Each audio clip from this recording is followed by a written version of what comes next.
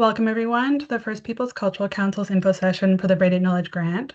My name is Kim Jones and I am a Senior Heritage Coordinator with FPCC, and I have been with the Heritage team since June 2020. I grew up in Kitwanga in northwestern BC and I have Gitxsan and British Canadian heritage.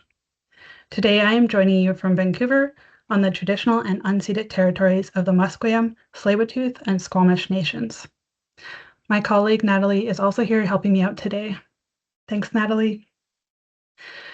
This presentation is intentionally short to leave lots of time for any questions you may have. And I'm going to turn my camera off for the rest of the presentation, and I'll turn it on again for the Q&A.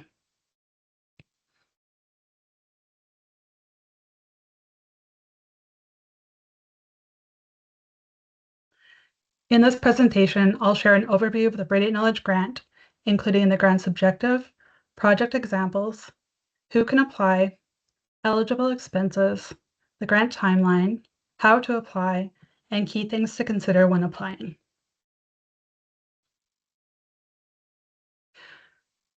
What is the Braided Knowledge Grant?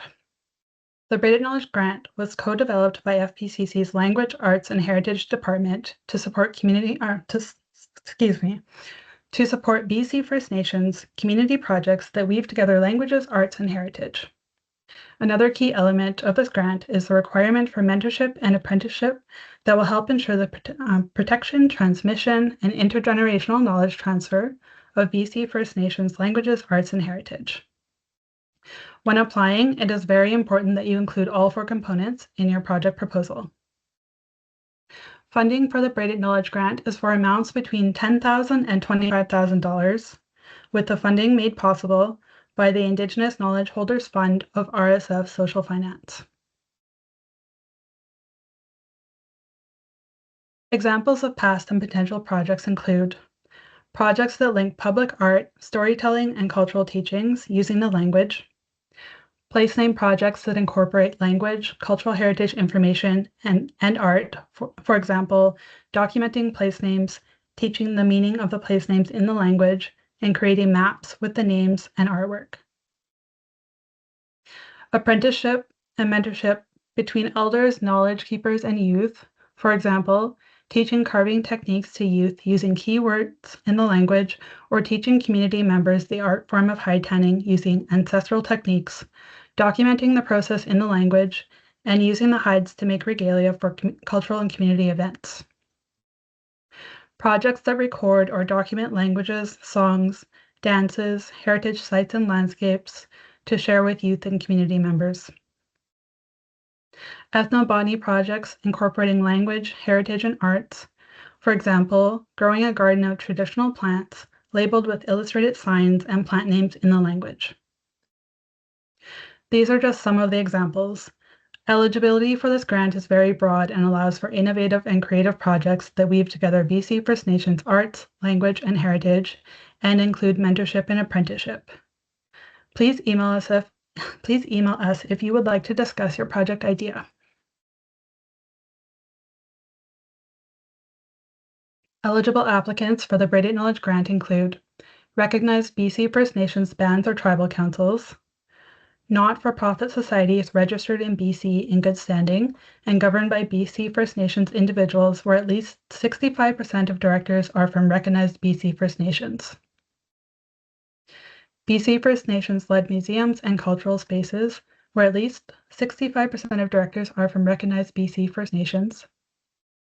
Urban and off-reserve BC First Nations organizations where at least 65% of directors are from recognized BC First Nations. BC First Nations schools or adult education centers operating in BC on First Nations lands. Societies and organizations other than BC First Nations governments may be asked to provide documentation confirming their legal name and a list of the organization's current board of directors and governance structure. Additionally, societies may be asked to provide their certificate of registration, a copy of their bylaws and constitution, and proof of insurance.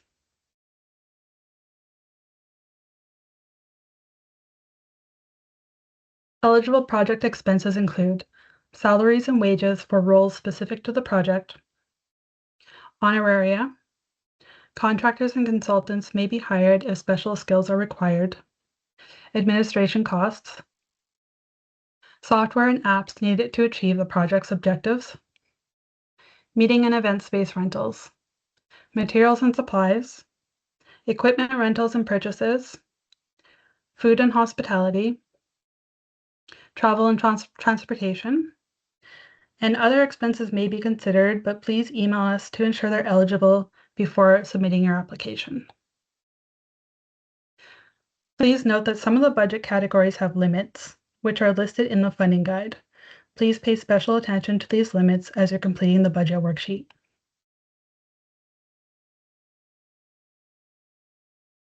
What is the timeline for this grant?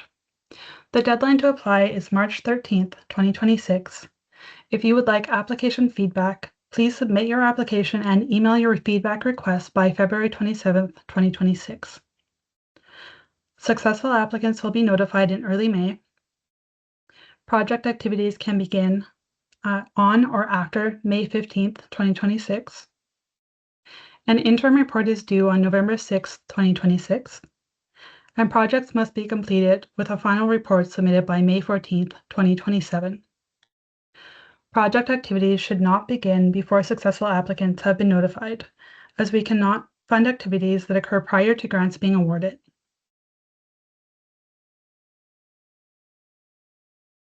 How can my organization apply? Applications are open on FPCC's grant portal until March 13th, 2026 at 4:30 p.m. Pacific Time. The grant portal can be accessed at fpcc.smartsimple.ca.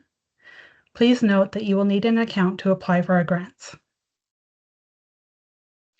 If you need support with your application, I can be reached at bkg@fpcc.ca or 250-652-5952, extension 122.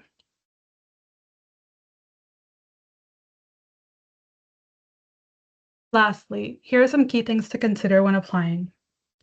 When filling out your application, please ensure you have completed each section as clearly and as thoroughly as possible. Applications will not be reviewed unless all necessary information is provided. Please include the names and contact information for the primary and additional contacts for the project. Please note that the primary contact listed must have a grant portal account. A clear and concise project description. An explanation of how your project weaves languages, arts, and heritage together. An explanation of how your project incorporates mentorship and apprenticeship. A thorough work plan with key activities, expected outcomes, dates, and team members involved for each activity. Please note that all activities must fit within the funding term, which is May 15th, 2026 to May 14th, 2027.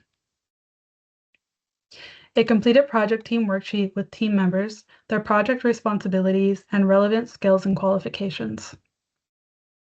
A balanced project budget with detailed descriptions and cost breakdowns for each budget item listed. Project costs must be direct and essential to the project and will be reviewed to determine whether they are reasonable and accurately estimated. Please note the work plan, budget, and project team must all connect to each other. For example, if you enter basket weaving materials as a budget item, there should be an activity in your work plan for a basket weaving workshop or similar. Similarly, if you list someone in the budget under salaries and wages, that person should also be included in your project team worksheet. A description of possible project risks and mitigation strategies to address them. For example, if the project lead can no longer manage the project, how will you ensure the project continues?